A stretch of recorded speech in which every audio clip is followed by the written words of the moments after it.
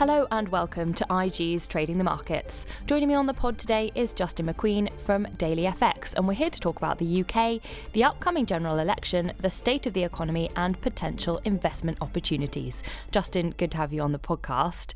Now, I really wanted to start by talking about the markets, but it's difficult to do so without mentioning the politics. I think the big bombshell this week has really come from Nigel Farage, who's announced that his Brexit party won't be standing in the race against the Tories for the seats that they won in 2017. So why do you think he's made this decision and why now?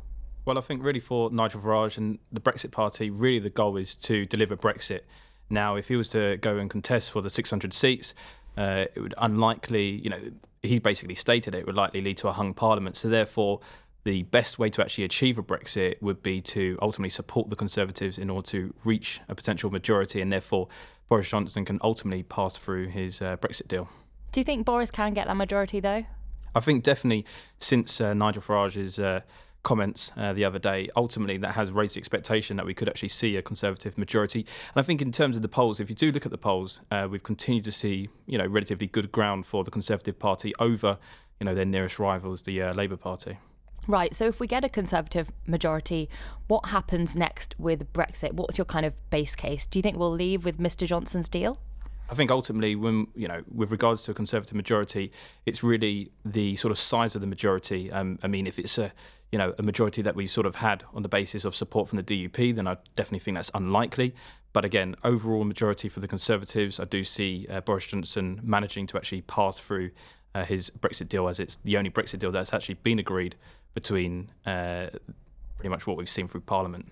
All right, now on the economy, it's obviously been a very busy week in terms of data. We had the GDP figures, unemployment, inflation as well.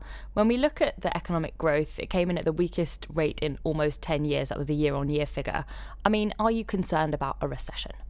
Well, I think, the sort of headline grabber had been, of course, the weakest in 10 years. And of course, we did see that contraction in the second quarter. But we have to remind ourselves at the beginning of the year, a lot of stockpiling did see the strongest quarterly growth of this year at 0.5%. Then, of course, we did see an unwind of some of that stockpiling in Q2.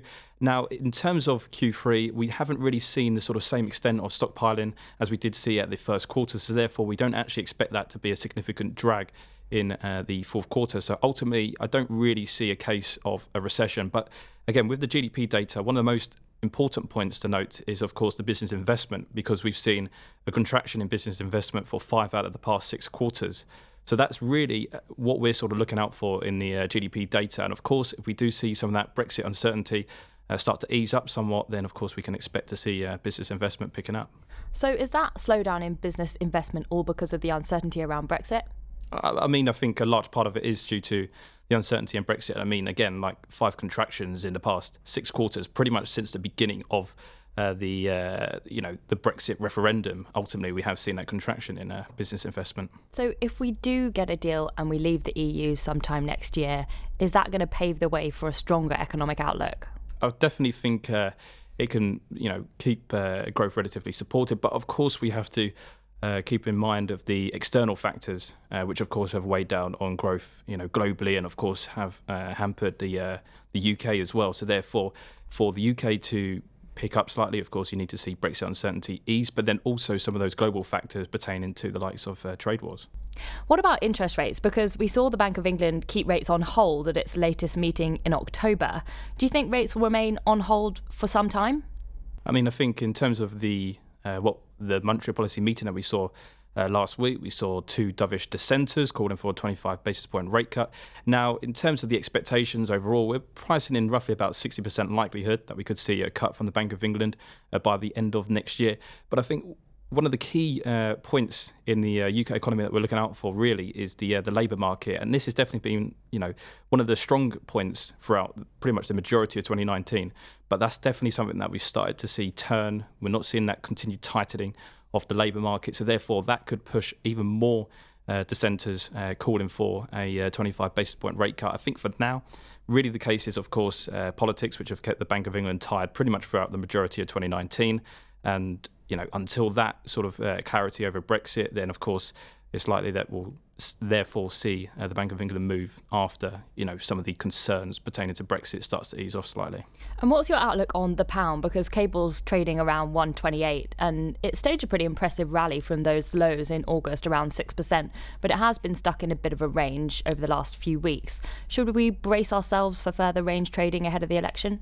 Definitely. I think we will continue to see range trading in cable, probably around the region of about 120 to 130. I think 130 has been the limit on the upside heading into the general election. And I think really the point is, on the general election, the most important time will most likely be the exit poll, because on the past two elections, of course, that's when we've seen the biggest move in cable. So that's definitely what we'll be looking out for on general election day. And finally, we've seen a lot of international investors shun the UK in recent years amid concerns about that cloud around Brexit that we were talking about earlier. I mean, does that create opportunities, do you think, to find pockets of value? And if so, where might they be? I think in terms of the pockets of value, really you have to look at what have been the worst impacted from the Brexit uncertainty. So some of the housing names could have been one of the most impacted from the Brexit uncertainty. So therefore, once we start to see that uncertainty continue to sort of just ease slightly, then of course that's when we can expect to see those starting to look a bit more attractive to investors coming back into the UK.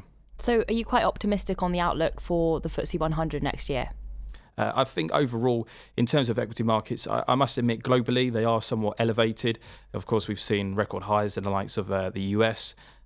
On the basis of this continued cheap money from the likes of the Federal Reserve. We've seen the ECB restart their QE program, so therefore we've seen the DAX trading at pretty much the best level since the beginning of 2018.